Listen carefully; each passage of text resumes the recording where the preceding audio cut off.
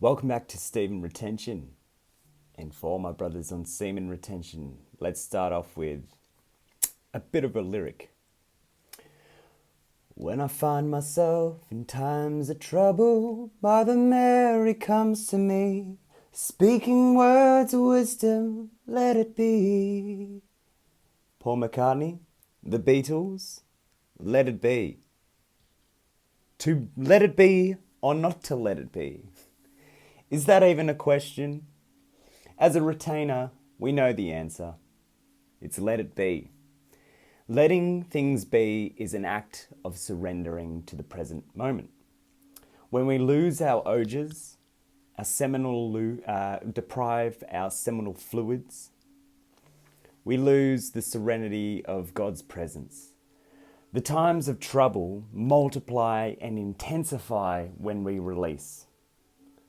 Let's elaborate on this, okay? So let's say you stub your toe on the corner of a couch. That is a time of trouble. Your toe hurts. As a reaction, you whelp, swear, or even cry in pain. Oh, you know? This is natural, guys. Pain hurts, okay? So suppressing emotions causes physical, mental, and spiritual damages and blockages. You don't want to do that, okay? You don't want to suppress your pain. Feel it. Embrace it. It's okay. But when the pain subsides, unless your toe is broken, you'll literally move on from that situation carefree. Like you can literally walk and move on from it, okay? You don't need to cry on the ground and throw a hissy fit. Next time as you walk by your couch, you'll be more cautious. You will have the awareness of what you're doing. You will also have the awareness that mistakes and accidents happen, guys. Are you guys catching on to what I'm saying here? I'm not just talking about stubbing your toe, okay? This is what a normal, healthy retainer does in all aspects of life. Not just relating to something small like stubbing your toe, but to every single moment, they just let it be. So how does a kuma compare in the same toe kind of stubbing moment? Okay, using that as an example, right? Well, like the retainer, they feel pain. And like the retainer, it hurts. But they swear more than necessary. They feel like they're cursed. They blame the couch. Stupid, you know. They project painful energy into their environment. They become aggressive and smash something in rage. They verbally abuse someone else and or project a negative victim mindset onto themselves or someone or something else, which is just, no one wants to be around that. No one likes a victim, a sob story, Debbie Downer, yeah? So, kumas react like this because they lack the promise, peace, and prosperity that long streaks of semen retention provide, i.e., a retainer is blessed with a clear, calm mind no matter what the circumstances. Again, blessed by the presence of God. Let me give you another real-life example. Yesterday, I had a gig. I couldn't hear myself properly. I realized this after a second song, and being a professional, I had to continue my job despite like the circumstances. You know, I understand fixing an issue with the sound wasn't within my control.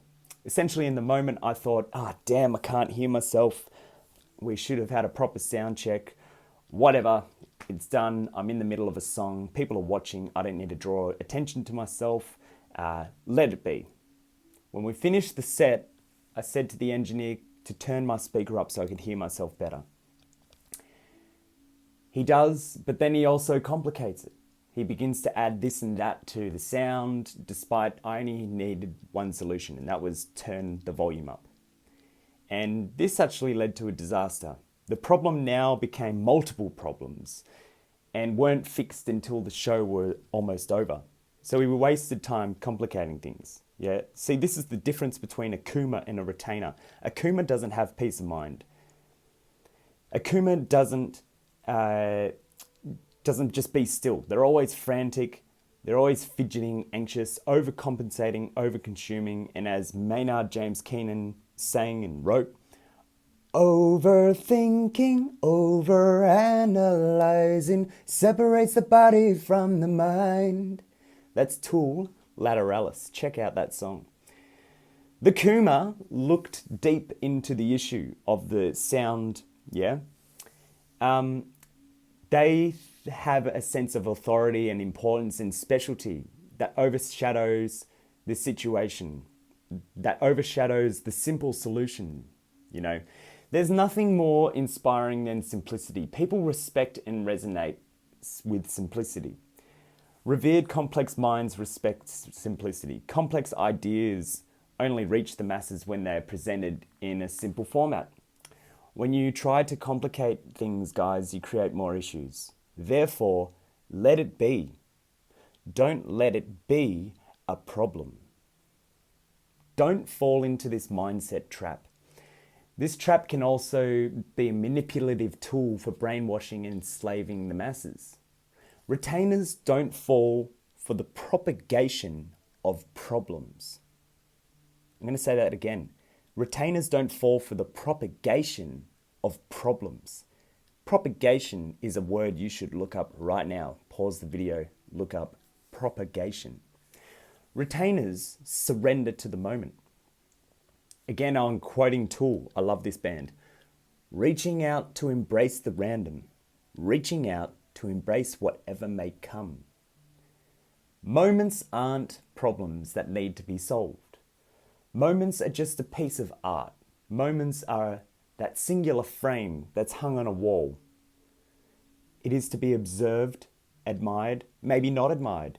Maybe it's painful. Maybe it's neutral. Maybe it's sad. Maybe it's funny. Maybe it's informational. It doesn't matter. But it's retainers. We know that this moment too shall pass. So let's conclude by bringing this back, this whole awareness of letting it be, back to semen retention.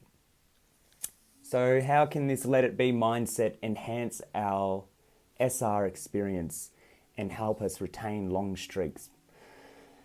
Number one, understand that this is not the device's algorithms, the outside world that is manipulating us. It is our habits, emotions, our thoughts, and our attachments that is what causes relapsing. When we open our phones, browsers, apps, etc., we give consent and accept responsibility for that, okay? We give consent, accept responsibility for that, and take accountability for that as well. When you open your phone, you are accepting the terms and conditions. So you have to accept that. You agree to that, okay, guys? Don't blame your phones. Don't blame social media. Don't blame websites. Blame yourself. Number two, if you feel restless at night, you must accept that you have too much energy to rest. You have to put that energy into something else, whether it be physical, like walking, stretching, working out, doing something, active, whether it be mental. Maybe you need to write, journal, Sudoku, puzzles. What else is there? Like crosswords, whatever. Anything creative using your mental kind of stimulation. I wouldn't really recommend video games if you're trying to sleep because, the brightness affects your eyes. Don't use your phone if you're trying to sleep, okay? Unless you're going to put on some music just to relax or something, or a podcast, whatever.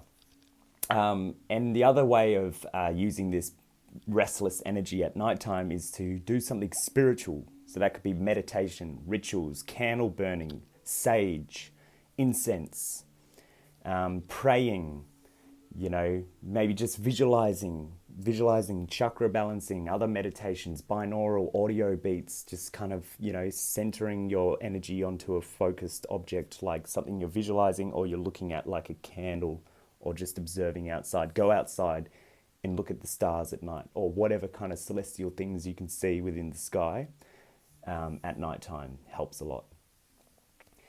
Okay, so number three, how can we let it be on SR is, let's say you have a partner, okay? For you guys watching this that have a partner, channel your energy into pleasing them. Use your energy into giving to them.